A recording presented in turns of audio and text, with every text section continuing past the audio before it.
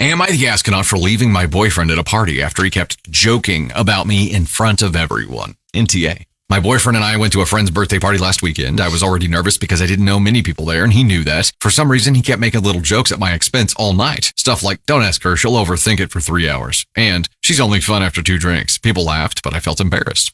I pulled him aside and quietly asked him to stop. He rolled his eyes and said I was being too sensitive. There it is. About 20 minutes later, someone asked how we met, and he said she basically stalked me until I gave in. That wasn't even true, and everyone laughed again. I felt humiliated, so I told him I was leaving and drove myself home.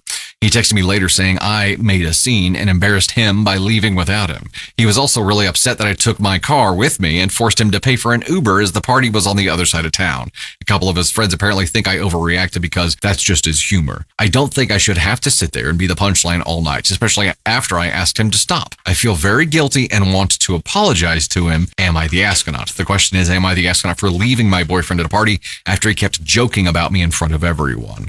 Thoughts here? Boy. That's the right word. I hope boy. The casting director of Love Island is watching this, because it sounds like you got your next contestant here, because this guy's got Zach's name written all over right here. This guy is Zach. Point. This guy is Zach. He is being mean. This guy doesn't even like you. Like, first off, let's get that out of the way. This guy doesn't like you. Like, he's treating you terrible. Like, he's treating you like you're just like he's doing you a favor. This guy sucks. Yeah. No, this guy sucks. This guy sucks. Like, 100%. This literally sounds like Zach. It really does. This guy does not like you. This guy is mean. He is like, do you think this is going to get better? Like, I don't know how long you guys have been together, but like, I don't think this is going to get better. And the fact that he's like, oh, she's stalking me, she did this. Yeah, he's a piece of shit. This guy sucks. This guy sucks. And again, go on trial for Love Island, buddy. I think you have a good shot at this point, because So don't ask your shoulder thinking she's only fun after a couple drinks. But then why are you even with this person? Yeah. Doesn't even sound, you don't even like her. So here's a question for you, and I think this is for everybody. Do you feel like the way somebody treats their partner in front of their friends is indicative of like who they really are? Is that the mask falling off? Yeah. Or is that like insecurity driven? Like he feels like he's got to put on a show for his friends, and this is what he's doing. He's trying to act cool. But acting cool is putting your partner down? Like, I don't understand that. But even him doing that is still showing you who he really is. Like, he's like, it's not, that's 100% what it is. He's insecure. And he's making it be like, she's very lucky to be with me. Like, no, she's not, Zach. I mean, this sounds like Zach. I feel like Kata wrote this story. Yeah, what would you tell Kata? Run. Run. Yep. I've been telling Kata to run for weeks now. Your dude Che is much cooler. I don't even know about that. I just don't want her to be with Zach. Pug Mom, I think this is the perfect way to say it. She reacted. He overreacted. 100%. So NTA. Let's make the official NTA. But here's the potential asshole-ish thing. OP at the very end here says, I feel guilty and want to apologize to him. You have nothing to apologize for. He should be apologizing to you. He should be crawling on his hands and knees apologizing to you. Like, you have done nothing wrong in this situation. He was an asshole to you in public, in front of your friends at a party. Then afterwards is like, you're so dramatic, you're overreacting, blah, blah, blah, blah. No, you don't need to apologize for him for not anything. And by your reaction to this tells you how he is all the time with you. Not just at this party. By that reaction right there, by your saying that you feel guilty and you need to feel like you need to apologize to him, means that he doesn't just do this at the party. He does this to you all the time. Yep. All the time. He's probably the one correcting you when you order something at a restaurant, or he's the one who be like, oh, what are you doing over here? Like, he is the problem. You are not the problem. And I wish we might need Tater's input on this, because she has a really good viewport to comment on like the Zach side of things, where he's the guy who has this insecurity that he'll tear you down in ways where you feel so small that you will apologize. Yeah. You will apologize for leaving because he was making fun of you in front of his friends and making you the butt of every joke all night because he'll tear you down. That was insecurity driven. He'll tear you down because it's insecurity driven, but also gaslight you into thinking that you are the problem here. And every time Tater sees Zach start in on this shit in any way, shape, or form, she calls it out. And it's something that, I wouldn't have seen otherwise, at least not in that light. So what do you, this guy is a Zach. I know you weren't here for the story, but he's a Zach. I dated a guy like that. I think a lot of women have, where they make you feel bad about yourselves. But I think it's more like you said, it's the insecurity, but it's also, Kata is a really beautiful woman. He knows that Kata is a really beautiful woman. Everyone knows. The more that people that that want Kata make him believe that he is dating outside of his league. Okay. And therefore he's going to make her feel less than. He's going to put her down. He's going to, and like when he does it, he gives her this toxic energy and she calls him on it. And then he gaslights her to believe that she's the problem. She's the whatever. And then he's got the guys backing him. Toxic guy, Corbin, backing him up, telling him that he's right, that he's so insecure that he has to make her feel like as shitty as he's feeling. I mean, it's just classic projection. To pacify his fear of her leaving him because she realizes she's too good for him. So he's got to make her feel like shit so she stays with it. He is the guy that this is the beginning of a toxic relationship. This is what we're seeing. We're watching it happen. God, they've only been around each other for a couple of weeks now? But she really likes him. Yeah. And so she's going to question herself. She's going to do all those things because she actually has feelings for this man. Sassiest. Sorry to hear that. Still recovering from mine that ended 5 months ago. They make you feel so stupid. Yeah. But you're recovering from it. And that's, finally getting to the point where you're like, okay, no. I think is a revelation point, right? It's not easy. I mean, they take a piece of you with them. They tear it down, shred it. Scout pup, your grandma's dating a guy like this? Grandma! They come in all ages. Yeah, this is true. Grandma, run! Or get on the scooter and throttle that bitch. I don't know, watching him spiral, and I feel like production also pushes that. You know what I mean? Like when Kata won the contest last night between him and Kata, like it was set up specifically for her to win because they knew that he would spiral. Yep. And he immediately is like, fucking hell, what are they doing over there? Is he all up on her? Like, what? He's predictable. And I feel like there's a lot of, and I mean, men and women can both be this way, but it's like your insecurities drive the boat. And so you have this constant thing in your head where you're not good enough. And that comes out in attacking your partner, making them feel like shit. So, I mean, look, I know I'm married up. I'm not going to, that doesn't make me want to like knock you down to my level.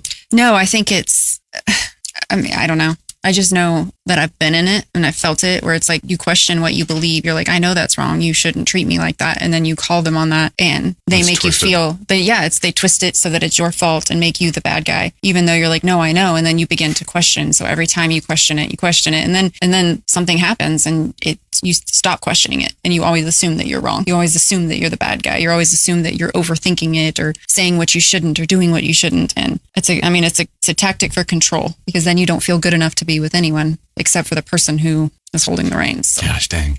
And it's like I feel like the more they can really destroy a person with their insecurities can destroy. I mean, at that point they're destroyed, but they're also destroying you too. Yeah. And so I guess here is the big question, the universal mystery. Is this, surely this isn't something he's choosing to do. This is something that is hardwired because of the insecurity. How do you shake somebody out of that cycle? That's a therapy thing, right? He needs therapy. To realize that you're doing it and I hope that like you can literally watch Kata go through it where she's like, I know it. I know that I'm not wrong. I know the energy I felt from you. I can feel it. Mm-hmm. It wasn't right. And then he's like, I'm not doing anything. Like, it's just classic gaslighting. Right. But I feel like I don't know that and then for her to still miss him. It's like, I don't know that he's aware but it's still his responsibility to fix. Am I the astronaut for getting my stepdaughter a Hogwarts letter for her 11th birthday?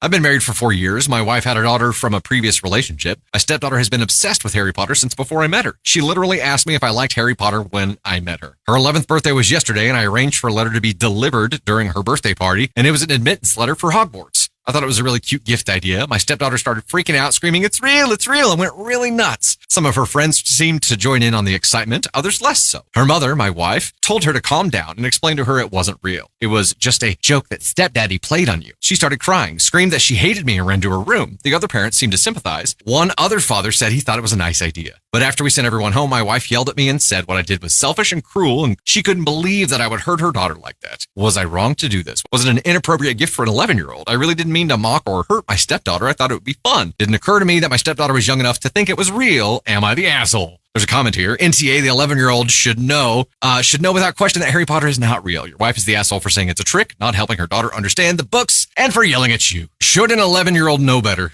that Harry Potter does not exist? Let's start with that question. Go. Thoughts on this? There's no way an 11-year-old doesn't know it's real. Like Nunez says, she should at 11, right? But yes, I mean, I think the standard muggle would assume that an 11-year-old would know Harry Potter is not real. And mom not helping her here. There's this sheltering going on where it's like, This is what happens when parental guilt drives the boat, because mom is more worried about bursting that bubble and daughter being unhappy with her than being an actual helpful fucking parent and preparing her for a successful life without her. That's what we're doing every day with our kids, right? We're preparing them to be able to succeed without us being there to make decisions for them, to hand them things, to lay out their clothes and like make them lunches. If at the end of the day, they aren't more prepared to tackle life independently than they were at the beginning of it, we have failed as parents. Maybe not day, week. You know what I'm saying? She's not doing that in the name of protecting the illusion or protecting her happiness or trying to let her just be a kid, whatever the fuck the problem is or the reason is that she's using. It all boils down to being a lazy parent. I don't like to use lazy. I don't like to use the word lazy, but this is lazy. What I used to view as lazy, I found out through the early days with my therapist, is normally some kind of debilitation by ADHD or something else. There's something else that prevents people from doing things. This is not. This is an active fucking choice. I think. Is there a version of this where mom truly believes and like has? No, there's no fucking way. Lazy works. She's kicking the can down the road, it causing this kid pain because she doesn't want her upset at her. She's more worried about being her friend and her daughter being happy with her than her being prepared to tackle the real fucking world as an independent adult. That's the problem, which in turn will lead to her child being woefully underprepared, failure to launch situation, lots of social issues. Kitty cat queen, fair. What was wrong with letting the kids believe for just 5 minutes? Yeah, but her mom had to burst that bubble, which is the interesting part. The person who has let her believe this thing for so long waited until the moment when all of her friends were around. She waited until the most embarrassing fucking time possible to inflict that pain. Make that make sense. And then to blame it on stepdaddy. Oh, I don't know about you guys, other blended family parents. Being called step anything feels like a kick in the nuts. Being called stepdad, when somebody is referring, like if one of the kids is explaining to a friend something, like, I get it. I don't know. I don't like it. I didn't like the way she said it. I didn't like her tone in this written story. Parental guilt. Yeah. Violet, you hate to use step. I don't, it feels wrong. Mom could have worded it better, Silva family. Yeah, she could have waited until a better time. She could have not done it in front of all of her daughter's friends. Like there were a lot of things here that were possible, but instead it chose to inflict that pain immediately and divert all of the onus from it to stepdaddy. Right now, in your shoes, OP, I'm like, what am I doing here? Like, am I just here inflicting pain? And am I just here ruining something? Am I just a burden to this? Am I creating any benefit to their lives? I'm sure as a bonus dad, which is probably how OP views himself. I'm sure he thinks he receives a benefit from having this blended family, but do they want him there? Ellen, it wasn't that she called him stepdad. It was that she said it was a prank when it wasn't a prank. Yeah, let's go there too. I think the stepdad thing still bugs me, but it was a joke. It wasn't a joke. It was something cool. Like I don't know. K-Burb, she 100% called him stepdaddy as a derogatory thing in that moment. That's how it feels to me. That could just be the way I read it, the way that I narrated that. You know what I mean? But that's how the character in my head that I'm seeing here performs. So, OP, I do not think you're the astronaut at all. It was a really cool thing to do. I think the lesson that you learned here was that your partner's a lazy parent. Probably already knew that though. But if you want to try to continue in this relationship and you want to use this as a lesson and internalize it and prevent it from happening again, communicate about presents or things that you're thinking about doing. That probably could have headed this off. The bigger picture is that you've got a partner who's a lazy parent on your hands, and that is going to cause a lot of pain for you as well, because you are going to experience a lot of the punted responsibility from that. Maybe it's a jealousy issue on the mom's side because she didn't think of it. Possible. Scout.